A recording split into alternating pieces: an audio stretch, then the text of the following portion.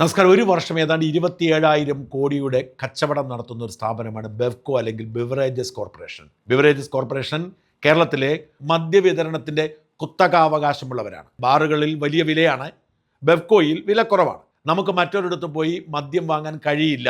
അതുകൊണ്ട് നമ്മൾ ബെവ്കോയിൽ ക്യൂ നിൽക്കണം.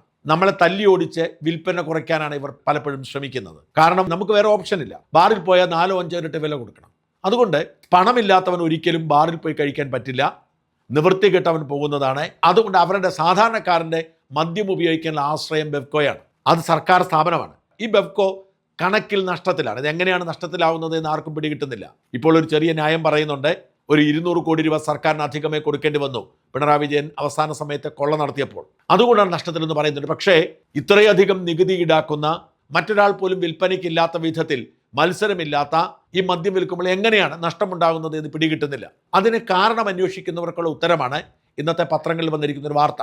ബെവ്കോ ജീവനക്കാർക്ക് ഓണം പ്രമാണിച്ച് 1,05,000 രൂപ ബോണസ് കൊടുക്കുന്നെന്ന്. ബെവ്കോ ജീവനക്കാർ സർക്കാർ ഉദ്യോഗസ്ഥരാണ്. ഈ സർക്കാർ ഉദ്യോഗസ്ഥർക്ക് സർക്കാർ വകുപ്പിലുള്ള ശമ്പളമുണ്ട്. പക്ഷേ എന്നിട്ടും അവർക്ക് 1,05,000 രൂപ ബോണസായി കൊടുക്കുകയാണ്. സർക്കാർ ശമ്പളത്തിന് പുറമെ 1,05,000 രൂപ ബോണസായി കൊടുക്കുകയാണ്. ഏതെങ്കിലും ഡിപ്പാർട്ട്മെന്റിൽ നിന്നും ഡെപ്യൂട്ടേഷൻ വന്നവർക്കാണെങ്കിൽ അവർക്ക് ഈ ബോണസ് കിട്ടില്ല. അവിടുത്തെ ബോണസ് ഉണ്ടെങ്കിൽ അതേ കിട്ടൂ. പക്ഷേ ബെവ്കോയിൽ ജോലി ചെയ്യുന്നവർക്ക് 1,00,000-ലധികം രൂപ എന്ത് ന്യായത്തിലാണ് ബോണസ് കൊടുക്കുന്നത്? താൽക്കാലിക ജീവനക്കാർക്ക് 6,250 രൂപയും സ്വീപ്പർമാർക്ക് 6,750 രൂപയും സെക്യൂരിറ്റിക്കാർക്ക് 13,000 രൂപയും ബോണസ് കൊടുക്കുന്നുണ്ട്. കൂടാതെ ജീവനക്കാർക്ക് 50,000 രൂപ വരെ പലിശരഹിതമായി അഡ്വാൻസ് വാങ്ങാം. എന്ന് വെച്ചാൽ അടുത്ത മാർച്ചിന് മുമ്പ് തുല്യ ഘടുക്കളായി തിരിച്ചടച്ചാൽ മതി. പക്ഷേ ഇതെന്ത് ന്യായമാണ്? ഈ നാട്ടിൽ KSRTC അടക്കം കൃത്യമായി ശമ്പളം കിട്ടാത്ത മനുഷ്യരുണ്ട്. ഈ നാട്ടിൽ ആശാ വർക്കർമാർക്ക് ഇപ്പോഴാണ് ഒരു 10,000 രൂപ കിട്ടി തുടങ്ങിയത്. ഈ നാട്ടിൽ പാവപ്പെട്ട മനുഷ്യർ, കൃഷിക്കാർ, കൂലിപ്പണിക്കാർക്ക് അവർക്ക് 1 രൂപ കിട്ടുന്നില്ല. ഏറ്റവും അധികം ദുരിതം അനുഭവിക്കേണ്ടി വരുന്ന കൃഷിക്കാരാണ്. അവൻ രാവിലെ മുതൽ വൈകുന്നേരം വരെ പണിയെടുക്കും. അവൻ്റെ കൃഷിയെല്ലാം പന്നി കൊണ്ടുപോകും, അല്ലെങ്കിൽ ആന വന്ന് തകർക്കും. അവൻ്റെ ജീവനും പോകും. അവൻ ഒരു ബോണസും കൊടുക്കുന്നില്ല.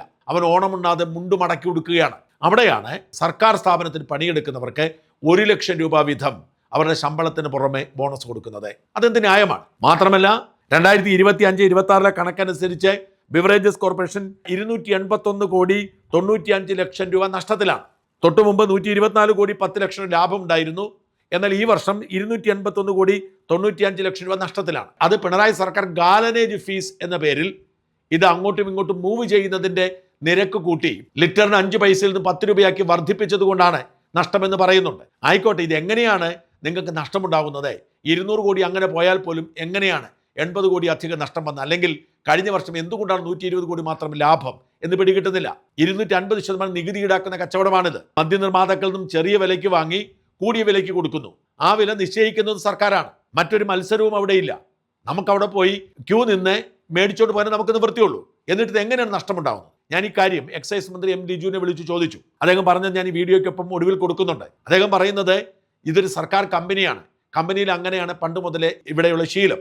ആ ശീലം ഞങ്ങൾ തുടരുന്നു. 2,500 രൂപ കൂടി കൂടുതൽ കൊടുത്തു കഴിഞ്ഞ സർക്കാരിനേക്കാൾ ജീവനക്കാരുമായി ചർച്ച നടത്തിയിട്ട്. പക്ഷെ എന്തിനാണ് അങ്ങനെ ഒരു ശീലം? സർക്കാരിൻ്റെ കമ്പനിയാണെങ്കിൽ ലാഭാധിഷ്ഠിതമായിരിക്കണം ബോണസ് കൊടുക്കുന്നത്. ലാഭത്തിൽ അല്ലെങ്കിൽ ബോണസ് കൊടുക്കാൻ പാടില്ല. മാത്രമല്ല ലാഭത്തിൻ്റെ ഒരു നിശ്ചിത ശതമാനം മാത്രമേ കൊടുക്കാവൂ. അല്ലാതെ വിറ്റുവരവിൻ്റെതല്ല. ലാഭം ഉണ്ടാക്കുന്നുണ്ടെങ്കിൽ തീർച്ചയായും നമുക്ക് മനസ്സിലാക്കാൻ പറ്റും. ലാഭം വർദ്ധിപ്പിച്ചുകൊണ്ടിരിക്കുന്നു. ഇനി അതുപോലും മനസ്സിലാക്കാൻ കഴിയില്ല. കാരണം മത്സരമില്ലാത്തടത്ത് ലാഭം ഉണ്ടാക്കുന്നതിൽ എന്ത് കാര്യമാണുള്ളത്? സ്വകാര്യ സ്ഥാപനങ്ങൾ ലാഭാധിഷ്ഠിതമായി ബോണസ് കൊടുക്കാറുണ്ട്. മറുനാടൻ ജീവനക്കാർക്ക് ഞങ്ങൾ ഓണത്തിനും ക്രിസ്മസിനും അവരുടെ ശമ്പളത്തിന് 25% ഇപ്പോൾ ബോണസ് കൊടുക്കാറുണ്ട്. ഇക്കുറിയും ഈ ദിവസങ്ങളിൽ കൊടുക്കുകയാണ്. എന്ന് മാത്രമല്ല, മാർച്ചിൽ കണക്ക് ക്ലോസ് ചെയ്യുമ്പോൾ ലാഭാധിഷ്ഠിതം ഞങ്ങൾ കൊടുക്കാറുണ്ട്. ജീവനക്കാരുടെ സഹകരണം കൂടി ഉണ്ടെങ്കിൽ മാത്രമേ നമുക്ക് പിടിച്ചു നിൽക്കാൻ കഴിയൂ. പക്ഷേ ഇത് സർക്കാർ ഉദ്യോഗസ്ഥർക്ക് അങ്ങനെയുണ്ടോ? സർക്കാർ ഉദ്യോഗസ്ഥർ ജീവനക്കാർ സഹകരിച്ചില്ലെങ്കിൽ അച്ചടക്ക നടപടി എടുത്ത് പുറത്താക്കാം. ഇവിടെ പുറത്താക്കാൻ ഞങ്ങൾക്ക് പകരം ആളെ കിട്ടത്തില്ല. വ്യത്യാസമുണ്ട്. മാത്രമല്ല ക്രിയേറ്റീവ് ജോബാണ് ഞങ്ങളുടേത്. ബിവറേജസ് കോർപ്പറേഷനിൽ മദ്യമെടുത്ത് കൊടുക്കുന്നവൻ കണക്കെഴുതുന്നവൻ തെറ്റുവരുത്തിയാൽ അത് വിജിലൻസ് കേസെടുക്കാൻ, നടപടിയെടുക്കാൻ, ജയിലിലടയ്ക്കാം. പിന്നെ എന്തിനാണ് ഈ ബോണസ് കൊടുക്കുന്നത്? ഈ ബോണസ് അങ്ങേയറ്റത്തെ അഹങ്കാരമല്ലേ? അങ്ങേയറ്റത്ത് ദൂർത്തല്ലേ? എന്തിനു വേണ്ടിയാണ് ഈ പണി ചെയ്യുന്നത്? മറ്റ് സർക്കാർ ഉദ്യോഗസ്ഥന്മാർക്ക് കൊടുക്കുന്ന അതേ ശമ്പളം ഇവർക്ക് കൊടുക്കുമ്പോൾ ഇത് വലിയ കഷ്ടമാണ്. ഇത്തരം കാര്യങ്ങൾ പൊളിച്ചെടുത്ത് നടത്താൻ ഈ സർക്കാരിന് കഴിയുന്നില്ലെങ്കിൽ കഷ്ടമാണ്. ബോണസ് ഇല്ലാതെ പണിയെടുക്കുന്നവർ പണിയെടുക്കേണ്ടത് പൊക്കോട്ടെ.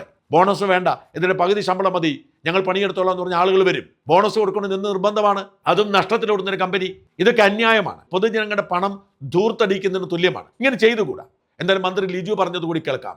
ഈ 1,05,000 രൂപ ബോണസ് കൊടുക്കുന്നത് അതെങ്ങനെയാ അങ്ങനെ പറ്റും നമുക്ക്? അങ്ങനെയല്ല, ഇത് അവരുടെ ഇത് കമ്പനിയാണല്ലോ. അതെ.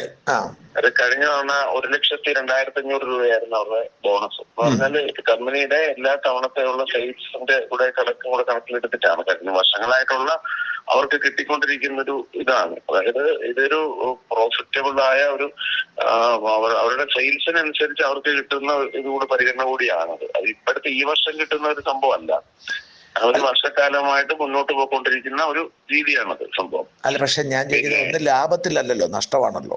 ലാഭത്തിലല്ല എന്നുള്ള ടെക്നിക്കൽ. അതെന്താ സംഭവം അറിയാമോ? ബിവറേജ് കോർപ്പറേഷനിനകത്ത് ഗാൽവനേജ് ഫീ എന്ന് പറയുന്ന ഒരു സംഭവമുണ്ട്. അതൊരു ലിറ്ററിന് 5 പൈസയായിരുന്നു ഗാൽവനേജ് ഫീ.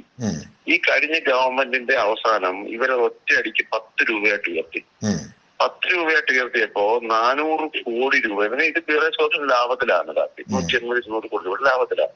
പക്ഷെ ഈ 400 കോടി രൂപ ഒറ്റയടിക്ക് എന്ത് ചെയ്യേണ്ടി വന്നു? ഈ അവസാനം ഗവൺമെന്റിന് കൈമാറി കൊടുത്തു. അതെന്ന് പറയുന്നത് ഏറ്റവും ഈ പോകുന്ന പോക്കിൽ KN ബാലഗോപാല് ഇവര് ഗവൺമെന്റ് ചെയ്ത ഏറ്റവും വലിയൊരു സംഭവമാണ്. മനസ്സിലായി. അപ്പൊ 19,000 കോടി രൂപ സെയിൽസ് ഉണ്ടായിരുന്ന സമയത്തും ബിവറേജ് കോർപ്പറേഷൻ 200 കോടി രൂപ ലാഭമുണ്ട്.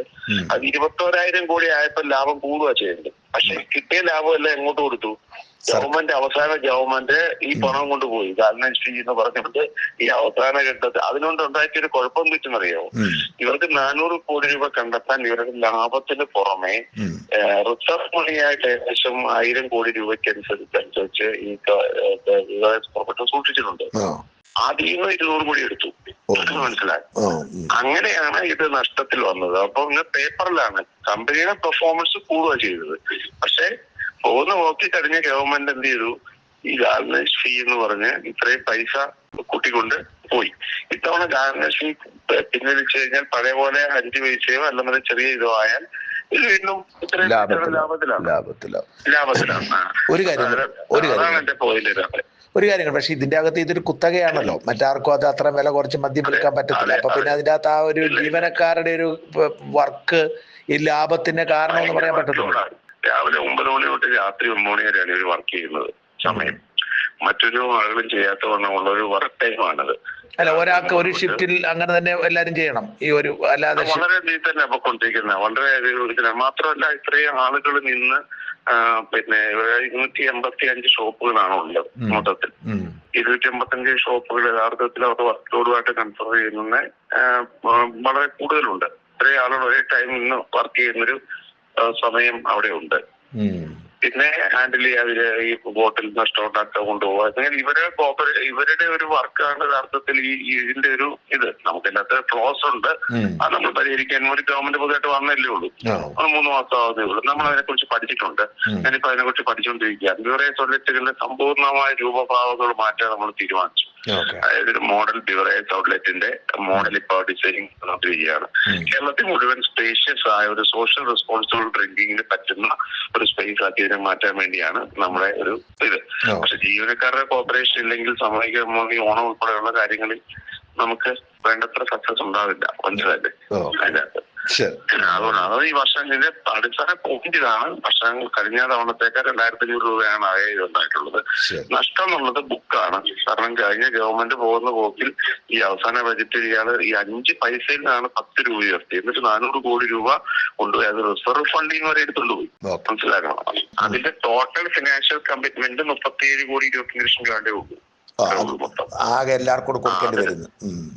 മൊത്തം കൊടുക്കേണ്ടി വരുന്നത് 21,000 കോടി രൂപയുടെ ബിസിനസ് നടത്തുന്ന ഒരു ഇൻസ്റ്റിറ്റ്യൂഷൻ ആണല്ലോ ഇത്. അപ്പൊ അതിനകത്തെ അതുമാത്രമല്ല ഈ 50,000 അതിനകത്ത് 50,000 രൂപ എന്നൊക്കെ പറഞ്ഞാൽ ഈ 7 തവണയായിട്ട് തിരിച്ചു കിട്ടുന്നതാണ്. ലോണോ അഡ്വാൻസ് അങ്ങനെ ഒരു പ്രോസസ്.